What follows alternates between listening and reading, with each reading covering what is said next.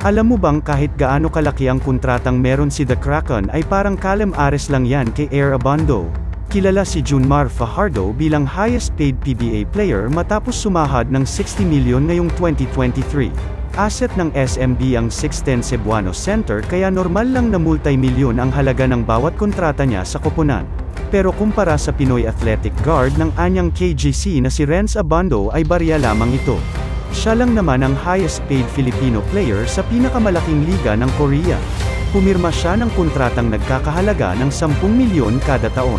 Matapos mag-uwi ng $250,000 o 14 milyon pesos bilang EASL champions, ay pinagharian din ng anyang ang KBL. Kaya kung mapunta siya sa PBA ay di malabong mas mataas ang kontratang makuha niya kesa kay Fajardo. Papalibre ka rin ba ng Calem Ares kay Abando? Comment down below.